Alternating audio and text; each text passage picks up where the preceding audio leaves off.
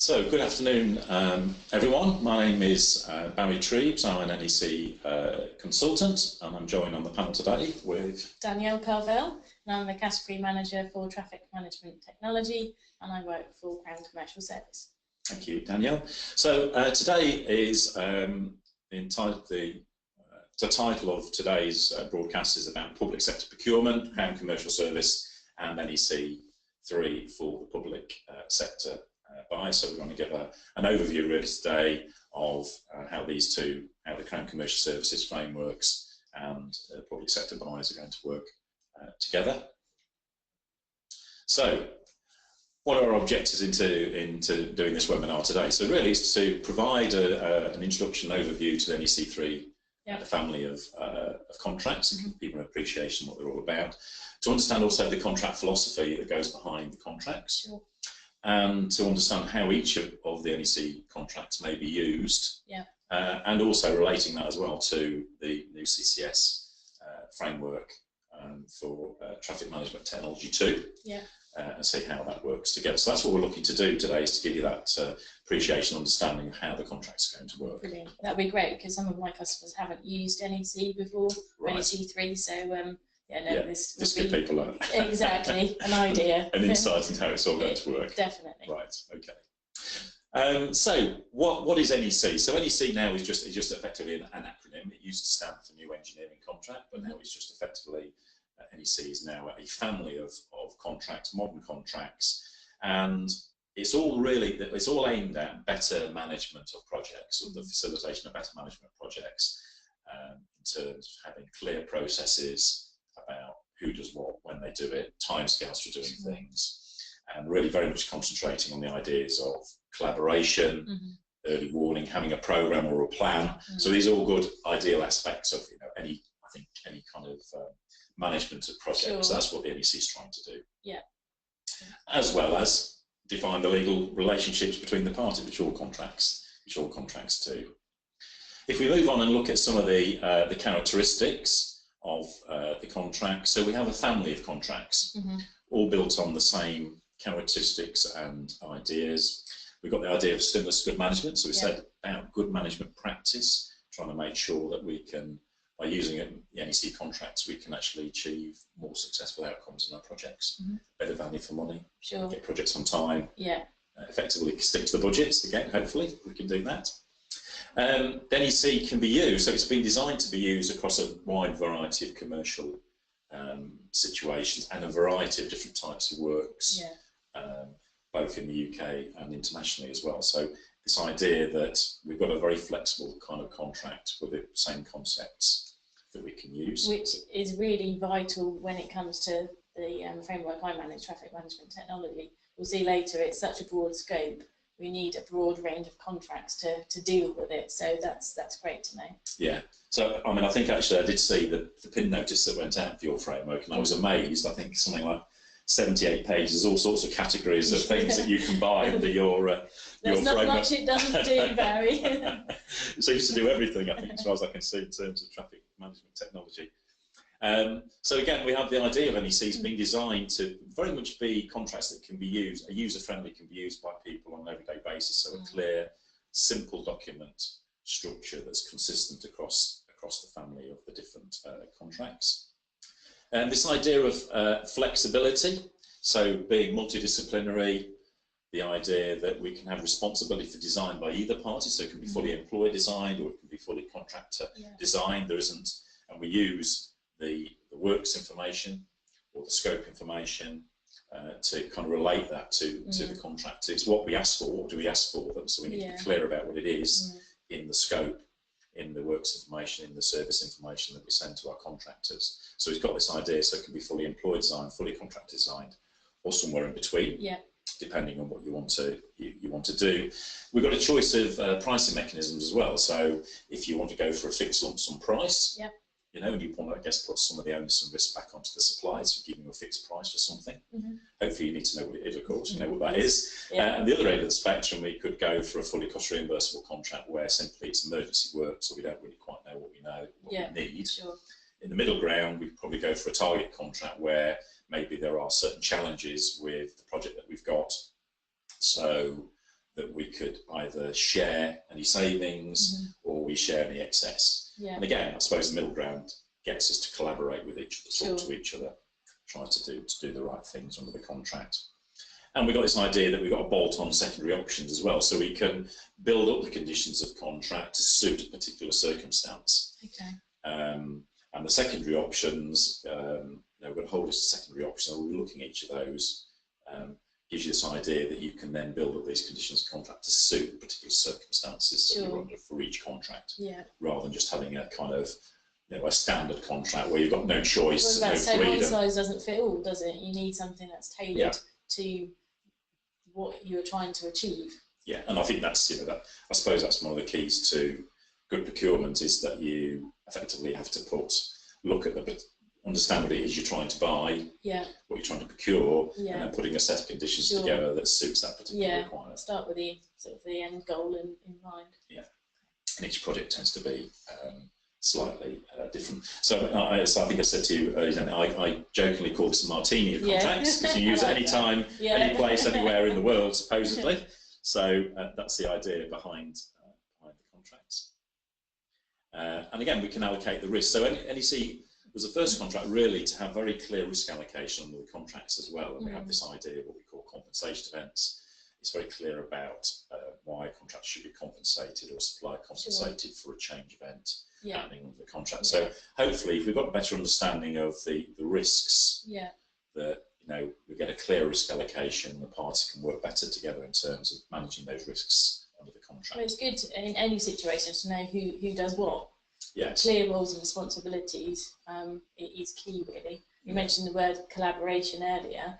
That helps, and from what I understand of NEC, it's very much been developed so that it's not a contract that's just shoved in a drawer. It helps people, to work together. Yes. And was it the Olympics that were engaged using NEC? Yeah. So I mean, the Olympics, were very successful. John Armitt, certainly president of the ICE, has made the point that he actually thought that NEC was was one of the heroes of the Olympics, I think, in terms of getting So, but I think that whole idea of working together. I think once you've got an environment where you've got lots of stakeholders, then what the contract encourages you to do through its processes is talk to each other, consult with each other, give each other early warnings about issues that could come up. And I think that's invaluable if you're trying to, in complex environments. I think that's what you need. Obviously, the Olympics were such a situation where we had that. Clarity and simplicity. So again, the NEC has this idea that it's written in ordinary language, so we can look at it. So I'm just a simple lad from Lincolnshire, so it's not quite nice. I can understand some of the languages in the contract. A simple life, so between us. There we are. So you're always trying to have any legalistic phrases and the like in the contract, which is good. And again, trying to get away from subjective phrases as well, like as fair, reasonable, in the opinion of.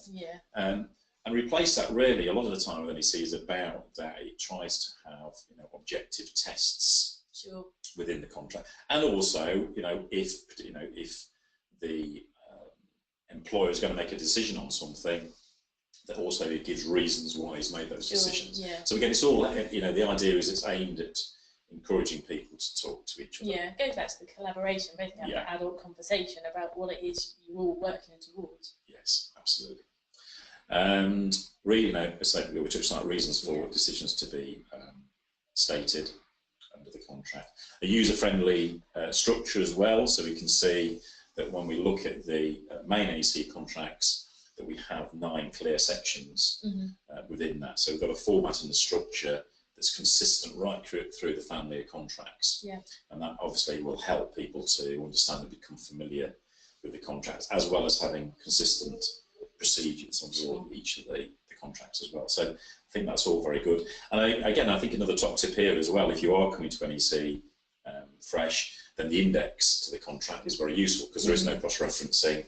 So consult with get the standard NEC contract, have a look at the index. If there's any particular subject area you want to use, that's a good way of finding yourself a way around and becoming familiar with the contract. Useful hint.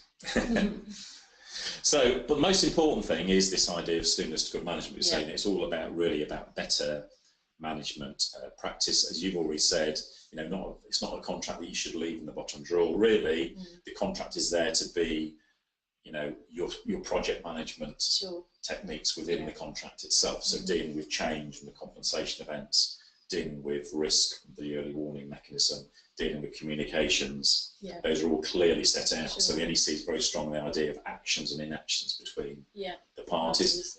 And invariably, as well, to encourage and incentivise that collaboration, is that there are sanctions for either the suppliers or the employer not doing what they should do with the contract. So in many instances where the suppliers, for instance, can gently push the project manager or the employer to say, hey, look, you haven't responded to something, just as a reminder. So I think those, these are all positive things that we've got in those those key processes. And, you know, this principle of foresight applied collaboratively mitigates problems and shrinks risks. And also this idea of clear division of functional responsibility between the parties to make it clear. So the way the contract's written, the way it lets out, you know, kind of sets out the roles and obligations between the parties is, you know, something that is very clear. You don't get that situation, well, I thought you were going to do it, sort of thing, and then timescales drift, etc., etc. So but I think the stimulus, you know, the stimulus to good management does require you to invest during the contract. So in terms of some of the key principles about, you know, if you've got a kind of term maintenance contract, term services contract or NEC, you need to manage the plan. With the works contracts, you need to manage the program. So it's not something. So you don't leave the contract in the bottom drawer. And every day, you know, you've got to think about what you're going to do every day, every week. To make the processes run, because invariably a lot of the reporting, a lot of the management is all about, you know, reporting at the end of the month. So NECs, you need to invest in the resources. You know, there's no point in having one man and his dog to run a contract where you need the resources to do. Especially where it's a complex one, I would thought. So you know, you need to recognise that those things need to be done. So if we look at the NEC family, to give you this kind of picture of what it does, if we kind of look at, and so you could choose very many different types of kind of project phases or stages to go through. And here we can see we've got business case, design, construction on to ongoing operation, maintaining street lighting or things like that, perhaps. So we see we've got a whole spectrum of effectively the project phases and stages that we could go through. And if we start to look at some of the contracts that are available in the standard NEC contracts, and also look at about whether we've got high or low project complexity. So that's important. That's one of the things NEC tries to look at in the differentiating its contracts. You know, with high project complexity, then that's where you need good, strong project management processes. If it's of low project complexity, and I guess added to that would probably be low risk as well, then you need less in terms of sophisticated management. You may not have so many stakeholders, may not have so many program interfaces and those things. So there's this idea that we've got complexity is one of the decisions we need to look at in terms of maybe choosing the contracts that we go for. But if we come back to the NEC3 family, let's just have a quick look at what we've got available. So we've got a professional services contract. So if you want to engage somebody to provide professional services, and we can see maybe there's doing feasibility during the business case, or maybe it's doing some upfront design for you for a contractor to go and do some construction work, or maybe the contractor's engaging professional services designer to do some design, especially on the design and build. Or there may be some ongoing operational professional services where you might need to review bits of equipment or things that are not working properly, kind of reviews, reports, that type of thing. And what we'll find is a bit of a theme going on here. So we can see what we have is like a full-blown contract, a professional service contract where we need all the full management techniques. And what you invariably find when you see is that they won't have a short contract. So the idea is that a short contract, low complexity, low risk to either parties, and there you might just want to engage somebody to act as, to provide a professional service, or maybe to act as a PM for you, perhaps, or maybe provide be a supervisor for a project, or a service manager. if you want something more, if there's, if it's going to involve a design, kind of high level of services, professional services, that's really where you need to be doing that, in terms of using the full professional services contract to do that.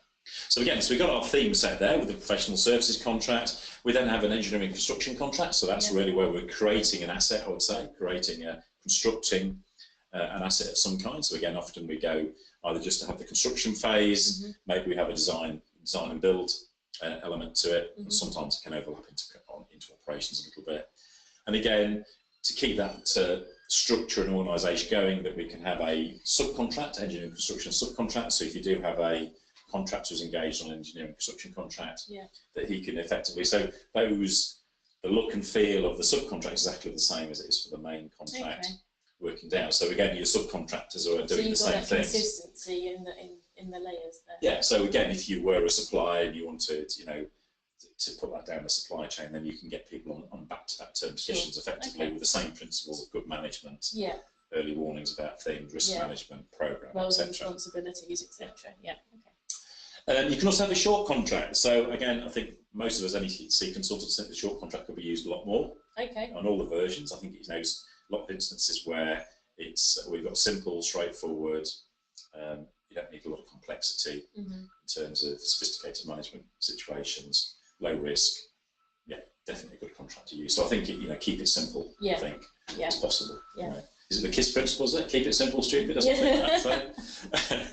Something like that. I think so. I think you can. There's no point having, because the full contracts. If you go to the full main contracts, then there is a lot of demand in terms of the managing the program. The notifications, etc. So which for a complex project is the right way to go, but for something that's a bit more simpler, why make life more complicated for yourself? To achieve it, if you can use a short contract, it seems to make sense to do so. So again, looking at continue on that. So again, we've got continuing the theme. So you can have a short subcontract. If somebody did want to subcontract down again, and the beauty of that is that effectively, it's all built on the same principle. So we can see everything's built, kind of fits together like a nice big jigsaw, depending on where you are in the procurement process. We've got a term services contract. So really, the term services contract is about maintaining an asset. So I guess I don't know. In your instance, it could be street lighting, I suppose, or traffic signal systems, things like that. Cameras.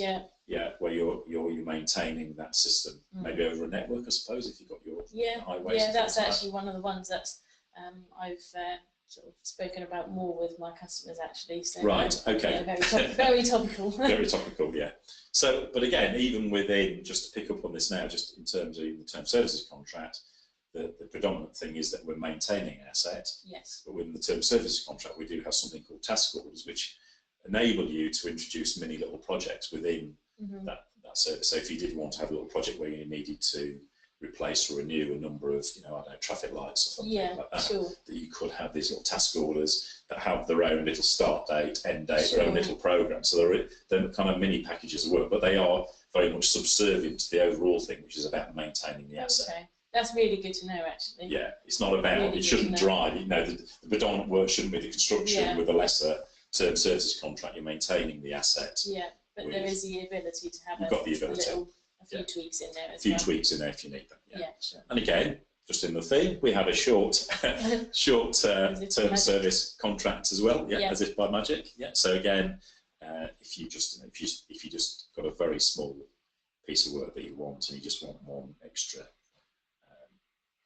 traffic light signal or something like that, then obviously you could think about using the most appropriate contract in its simplest form, I suppose, isn't it?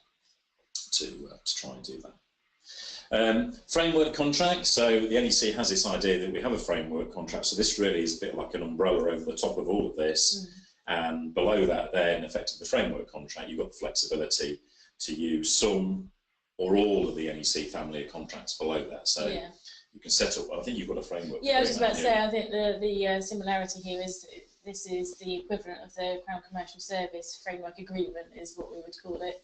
So suppliers have signed a framework agreement to be on, in my case, traffic management technology too, and the customers can see a copy of that on my webpage. Interesting to know that NEC have their own version of it as well.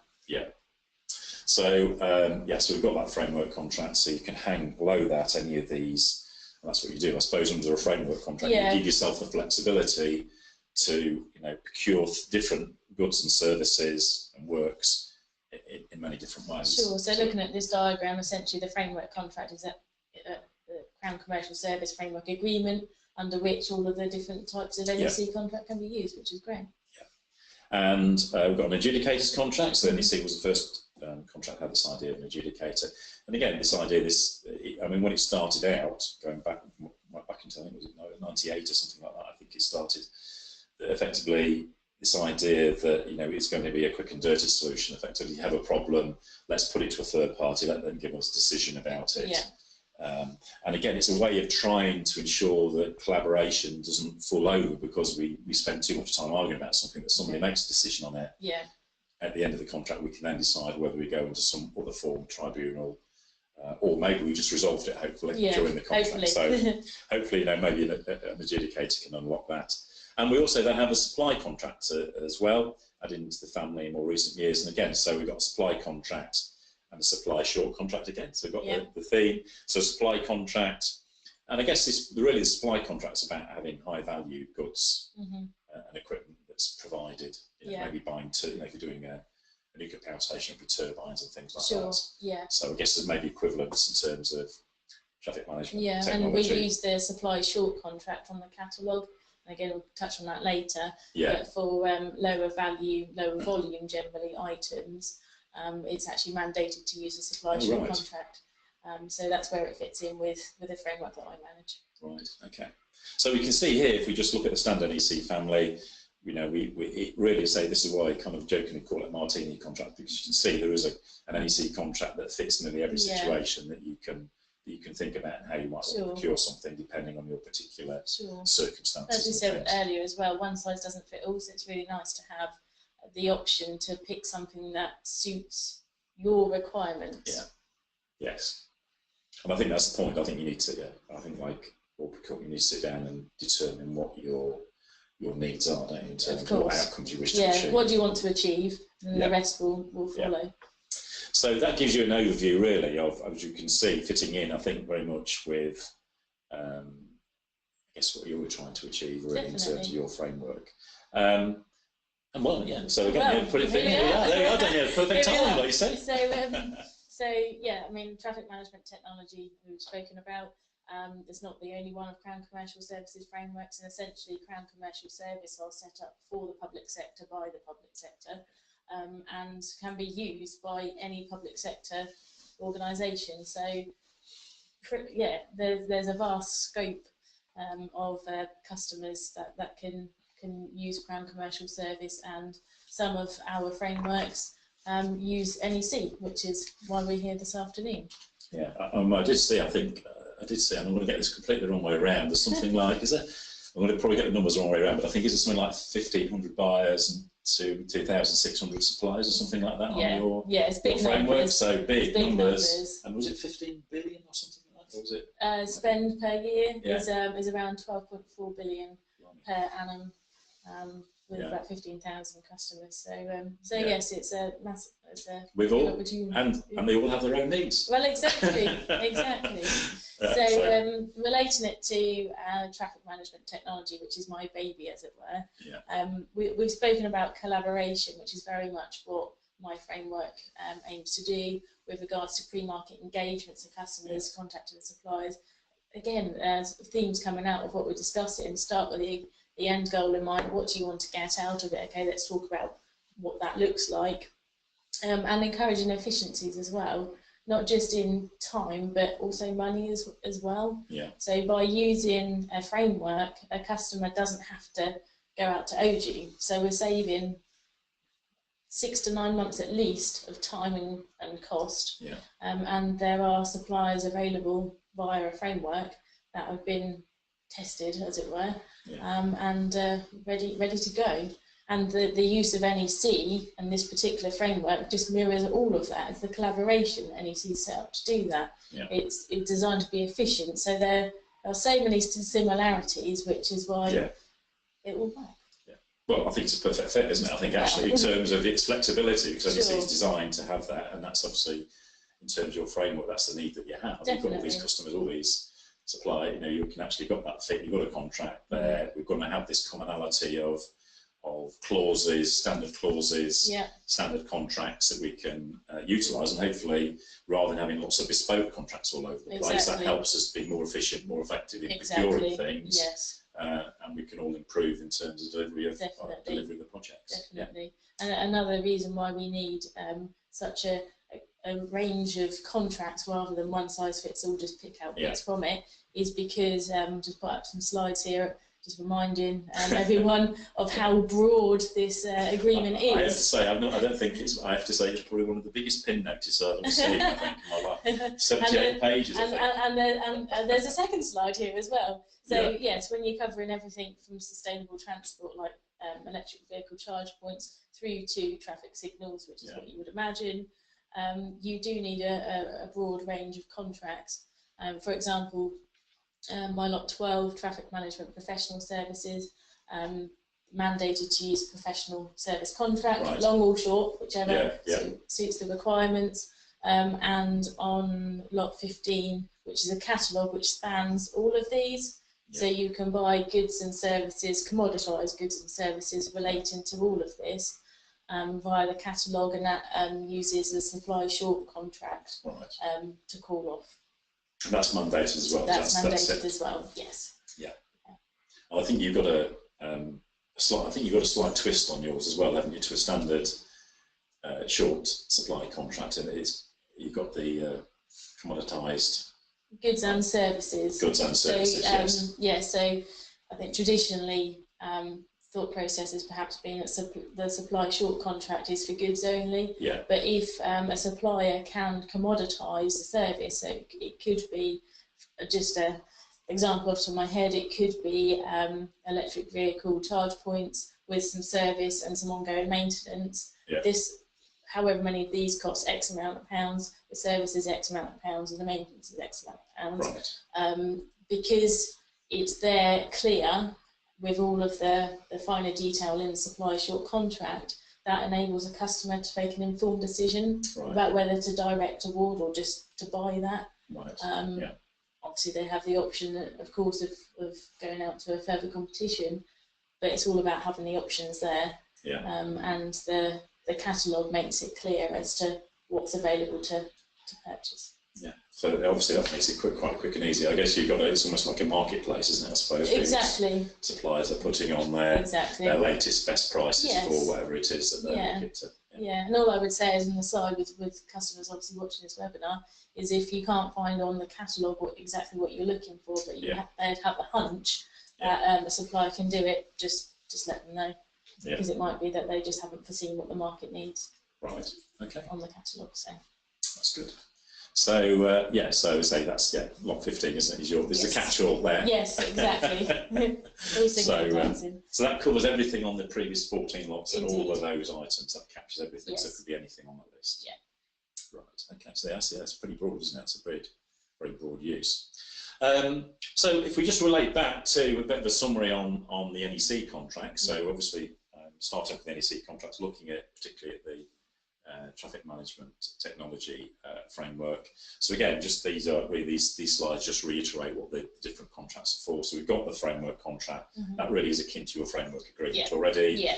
And I think part of that, you can either have further competition on the lots, or you can go for a direct award use scenario under those. So I guess they're the things you'll be familiar with already. The supply contract, well, if you've got high value goods that you wish to buy, that's when effectively you're going for the supply contract, and in terms of any related services, which could include design of those goods or equipment as well. That's what's there for. And as we said, the short supply contract there to effectively procure, maybe one-off or a small batch of things which are again low value, low risk, but obviously in your, as we were just saying, in your framework has that special use with lot 15. Yeah. Which is ideal for. It's ideal for. Yeah, just to call off things, yeah, because it doesn't need, I mean, I guess that's the idea, if you can call it off the catalogue, you don't need sophisticated management techniques. No. There's lots of issues about delivery dates. Yeah, you know what you want, here it is, buy it. So. Yeah, okay. But I think, just touching on that, Danielle, I think we said that in terms of the information you might put with that short contract, there might be some other information. I think I might have touched on like extended warranties and things like that. Yeah, so the supplier, when they complete the template, the supply short contract, put details of that in there. They'll also put details of if it is a product, for example, it will need to be delivered between arbitrary figures, Monday to Friday, 9 to 5, yeah. Or if it relates to an installation of something, we'll need to have sight of, say, drawings or where the electrics are. All of that detail will be in a supply short contract. So it is a one-stop shop as to, I want this, great, I just need to be aware of X, Y, and Z. Yeah. There may be extended warranties available to me as well. It will all be in there. And as I said before, if it's not, or if it's something a customer wants, engage with the supplier. Yeah. So, and yours would be slightly different. The fact that it, I guess, could also cover the installation, could it, in terms of actually, if you want them to actually replace, commoditised, yes. Commoditised. If you want them to do that, they'll do that. Connect it all up, and then have the warranty. And I think you may mention about that you could have an extended warranty, couldn't you? So typically it's a year, isn't it, on most things, equipment and goods. Again, as an option, I think. The supplier's offer will be clearly shown, right. And if a customer wants something different for whatever reason, just ask the question. Right. Okay, good. I think that's good. So we've got the supplied contract. So again, looking under the Traffic Management Technology 2 framework agreement, we see we've got the supply contracts, we've got the professional services contracts, which again, I think you referred to lot 12, didn't you? I think as yes, being there. So that's what the contract type that needs to be used for my lot 12. As I say, short or long, whichever is best for the customer. Yeah. And do you see them being used on any of the other lots, or will it be predominantly on lot 12? I don't foresee there being personally a huge need for them. No.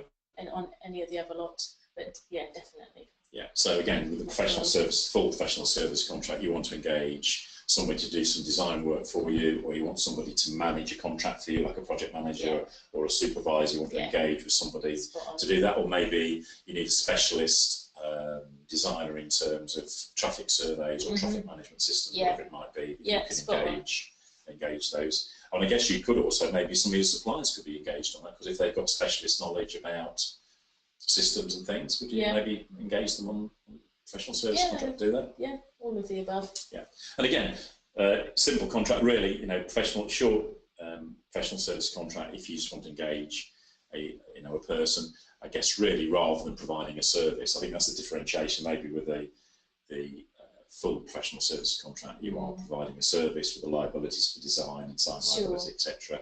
But perhaps on a professional short contract, there isn't that. You just need somebody who's coming maybe to supplement your team, to work with you, maybe under your direction, maybe. So it's low risk, maybe low value type of things.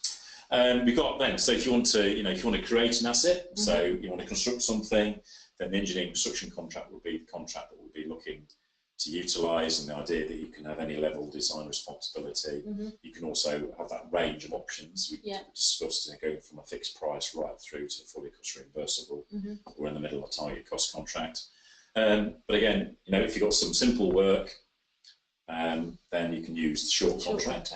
And again, it doesn't demand the sophisticated management techniques. So if you go into the ECC, you'll find a whole section that details very much how the program is to be managed and the procedures that go with that. In the short contract, it's very simply almost like a couple of lines, which basically says the program is whatever you've agreed it to be. So you can see the level, how it differentiates between a detailed, this is what we've got to do a program, to something that's a bit more simple. If it's just, and again, I think it's worth saying that NEC tries to steer away from the idea of looking at value. We used to have these things where with some clients we used to look at, say, well, anything less than 100,000 we use the short form.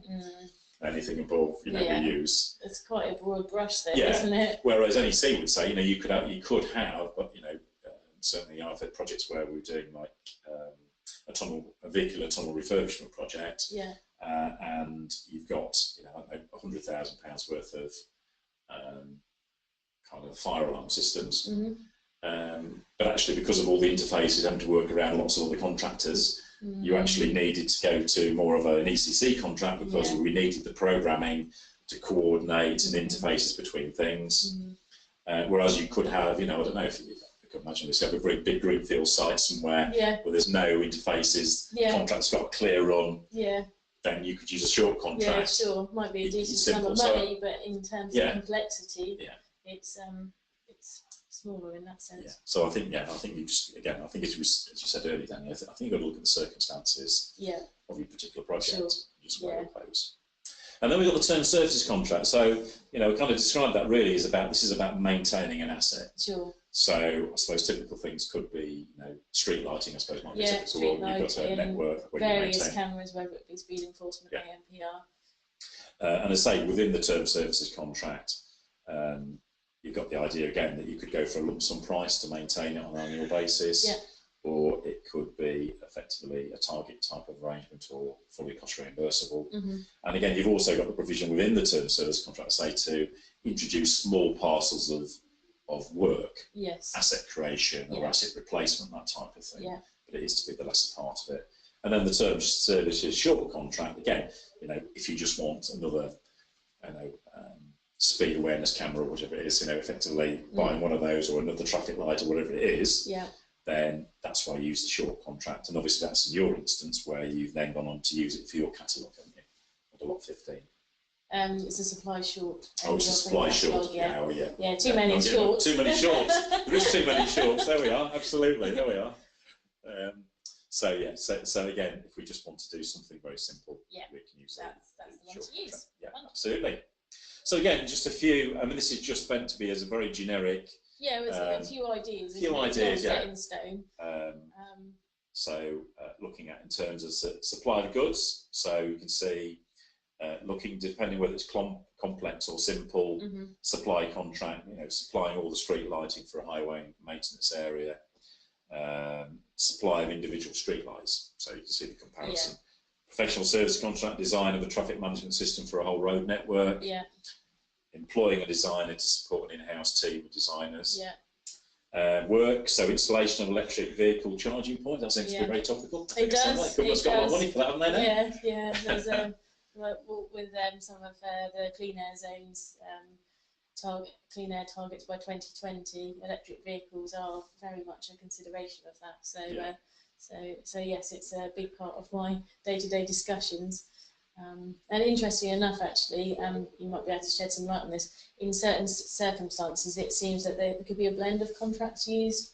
So we talk about stay on the topic of electric vehicle charge points. So am I right in thinking that you could have a engineering contract to actually put them in the ground, for example, but then the maintenance and the back office service, etc., would come under term service contract. Yeah, absolutely. So I think that's exactly where you can have that depending on whether it's you obviously got the works to start with, so ECC would be good because you to have a program to deal with all of that, and then maintaining the operation of it afterwards. Then really that sits with the term services contract. So I think that would be the combination that you could have. And again, we looked at term service contracts, so maintain the street lights over a period of time, speed enforcement cameras, replacement of individual cameras as well. So we can see that. I think that kind of gives you a feel, doesn't it? Where those things would be and how the NEC contracts can sit with your framework agreement. So we have a family of NEC contracts. And there's a lot to take in, obviously. So this is just giving you an overview. There are NEC is good in the fact that we do have lots of guidance notes and flow charts as well. And also there's a document called NEC Procurement of Contract Strategies document as well. And I think they might be available, Daniel. Yeah. So on the Traffic Management Technology 2 webpage, under the little Access tab, there's details for customers and suppliers. Basically, they can get free copies to view, and that includes the guidance notes that you mentioned. And then there's a discount, and there's a code on there, which they wish to then proceed and actually buy a contract. Right. So it's a useful place to look. Yeah. So yeah, there's plenty of information, sources Sure. of information there, and I think that's what hopefully we'll also manage to get that point across in terms of what we're talking about here. I think we've got a few other slides that might pick up on one or two of those as well, actually. Hopefully. Indeed. So if we look at the NEC options, so obviously, from a very simple steps, obviously we need to decide what it is we wish to procure. Yeah. So is it supply of goods? Yeah. In which case we're going to use the supply contract, the short supply contract. Mm-hmm. Professional services, so we've got the professional service contract or professional short contract. Yeah. Works, we've got the engineering construction contract or the engineering contract, short contract. Or if we want to effectively provide a service over time, maintain an asset, we've got the term services contract or the term services short contract. So obviously that's one step we need to ask ourselves. Mm-hmm. And then we need to look at the complexity. Is the work simple or complex? Does it require a sophisticated management process? Is it low risk? Yeah. And we jumped across to there to see effectively that idea. We can see how the short contracts fall into the idea. Well, if it's a simple, low risk, you don't need lots of sophisticated, and let's go for the short contract. Sure. If you require strong programming, planning, then that's where you need to effectively use the longer form of contract. Yeah. Okay. The main contracts effectively, so we can see those on there. What main option do you want to use? So if we just choose, for instance, if we just choose one of the options, so if we look at the works contract, for instance, at the moment, that what we have, so we have the standard core clauses in the contract, but to bring the contract to life on the main contracts, we need to pick a main option. Okay. So, and we have a wide choice. So we have option A, which is a fixed lump sum price contract. So if we want to put the onus on our suppliers, we can have a fixed price lump sum contract under option A, or a remeasurement contract under option B. Yeah. If we go to option C and D, they're what we call the target contracts. So that's where effectively we're sharing the financial risk. So we get a price from our supplier. If the price comes in below, then we share the saving in some proportion. If it goes above, we share the excess. So again, I suppose it encourages us to collaborate and talk to each other. It's our vested interests to try and keep the money under control. And then we've got option E and F. Option E, cost-based contract. If we really don't know what we want, it may be an emergency works, research work, then effectively that's a fully cost reimbursement type of arrangement. So it just shows you, I've just chosen the engineering construction contract. But if we look at all the options, so I think the next slide gives you some idea of the spectrum in terms of risk and estimating, etc. of those contracts. So at one end, clients' risk and flexibility, well, obviously option E. You can have whatever you want. Obviously, you pay for what you get.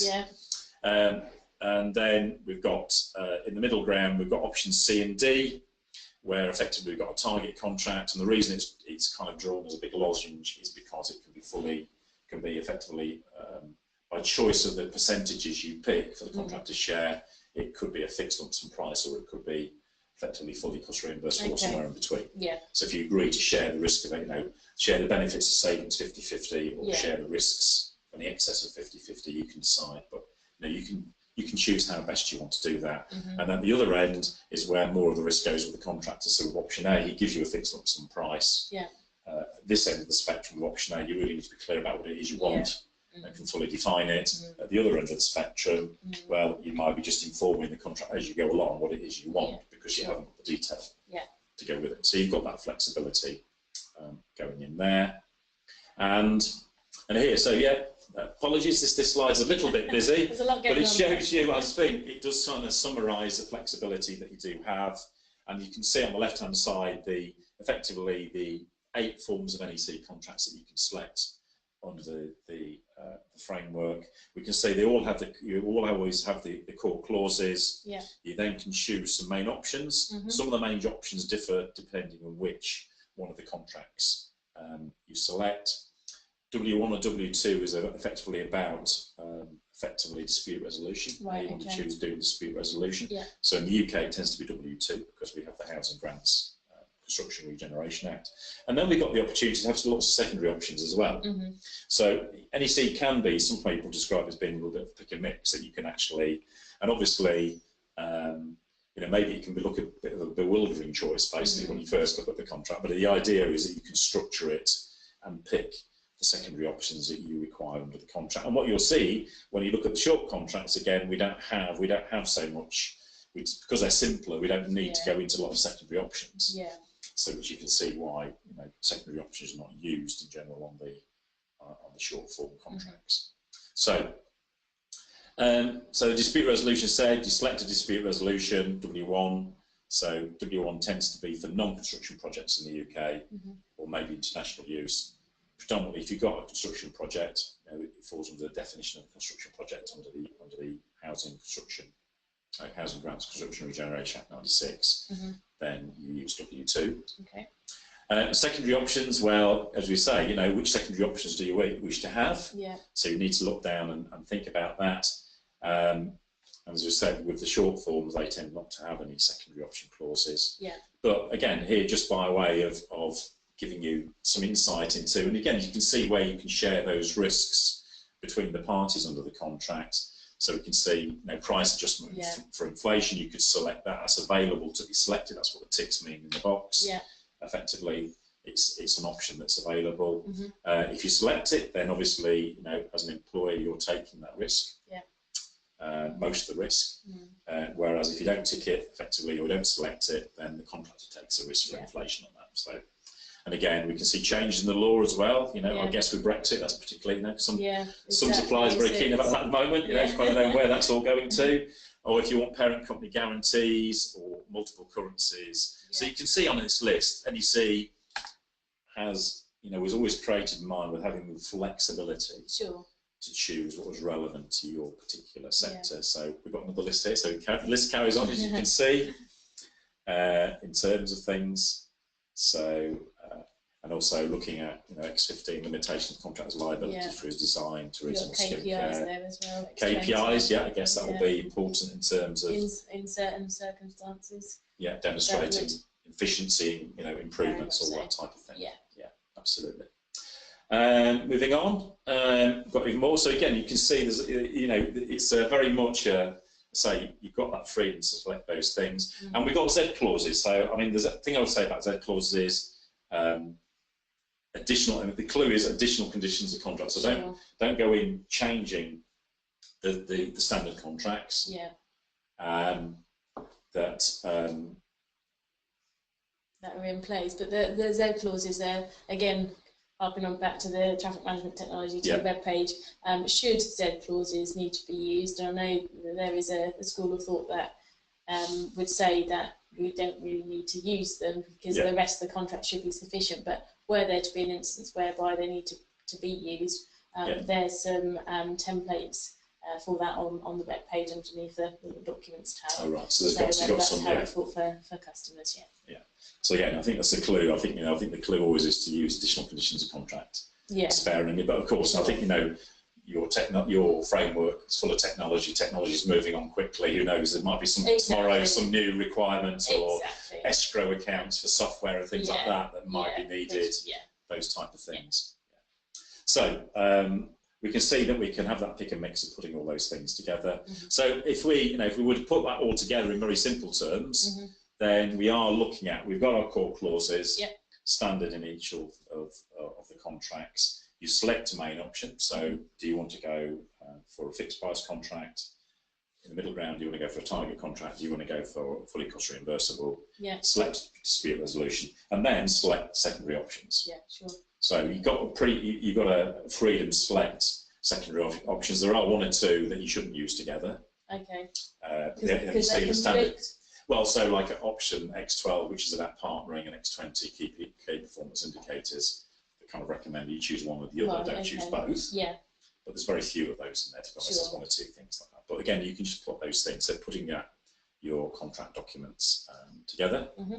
And there's help. So if you're concerned that there seems to be a fantastic flexibility and choice, then help is at hand, isn't it? Yes, exactly. So the last couple of slides, and the slides will be circulated after this webinar.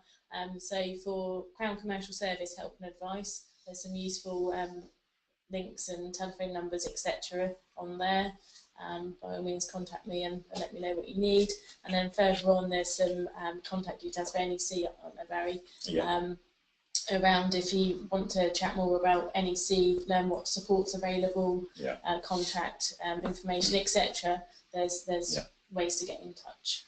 Yeah, so I think that's the key thing here. Yeah, obviously, you know, it can seem quite daunting to come to NEC when you've been using other form of contracts, but I think there's plenty of help and support there. So Daniel's there as well. If you look at NEC, so if you go to the NEC website, there's lots of guidance, notes, training, e-learning, etc. that's available on there. Some, you know, I guess CCS are part of the NEC users group, so I guess you'll have access to that. So there's lots of articles and things coming out on NEC on a regular basis. And really that gets to the end of kind of trying to give you an overview really of how NEC and CCS Traffic Management Technology 2 framework is working. So well, over to you really. Has anybody got any questions, any burning questions I'd like to ask Danielle or myself? I think to ask a question from a dialing in point of view, there's a little box on the bottom right hand side, I believe, if anybody does want to ask a question. Yeah, just type that in there, I think. Yeah.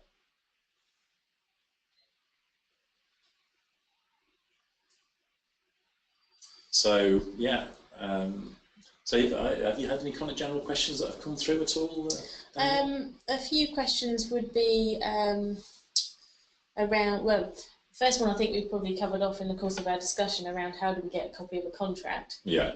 So the answer to that, just to reiterate, is go to the Traffic Management Technology 2 webpage, look under the Access tab to view a copy and the support documents that you mentioned earlier. There's instructions on how to do that there, and then when you get to the point whereby you actually want to purchase one, there's a discount code. Yeah. The other question would be usually, how do I get help and support? Right. Yes. Yeah. And again, it's often via me, but from the NEC directly as well. Yeah. So I guess as well, because I think you've got a kind of relevant example recently where I think maybe somebody contacted you for some help and support on was it, I think, on the charge points? Was it? Yeah. So this was the blend. This is the one I referenced earlier around the use of the engineering contract to actually install them, and the term service contract to do the support maintenance afterwards. And credit where credit's due, it was the NEC and the help desk here that spoke with my customer and just understood what they were looking to achieve. Yes. Again, this ties in with what we'll be discussing this afternoon. What are you looking to achieve? Okay, let's work it back and make sure that what we suggest works for you, rather than do that, and the other, and it'll all be fine. Yes. So it's getting to the heart of it. Yeah. Okay. So what is the difference between the ECSS, just bear with me, I'm just trying to clear, and the ICE infrastructure conditions of contract minor works? So, should we read it? What is the difference between ECSS? So I think really, I guess that that's the infrastructure construction conditions of contract actually are very similar things really, effectively, because obviously that the ICC conditions of contract are designed for effectively doing minor works, and there is a full-blown ICC conditions of contract, which is based really on the other ICE conditions of contract. I guess under the ICC, what you don't have though is the whole family of NEC contracts to go with it that will work along with that, basically. Yeah. So yeah, I think they're very good contracts in their own right, but NEC has this family of contracts launching contracts. So, and I guess that's probably probably second guess what you think about in terms of having that consistency of approach by using one family of contracts rather than maybe mixing in other ones. So effectively, I think the ICE minor works will do the same. Effectively, it's doing a very similar thing effectively to the NEC short contract. Sure. Thank you. Just want to see, bear with us, we're just trying to see if there's any more any more questions at the moment?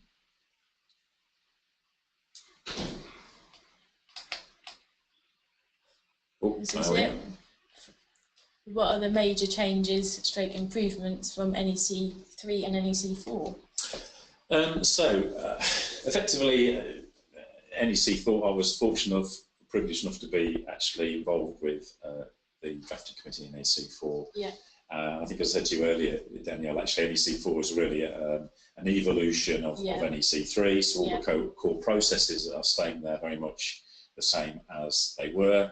We consulted with industry, we talked with contractors, subcontractors, consultants, client organisations, and really what we tried to do is, so we saw our comprehensive list of secondary options. There are a few more secondary options. Yeah. So BIM, for instance, is being brought in now as a secondary option. Okay.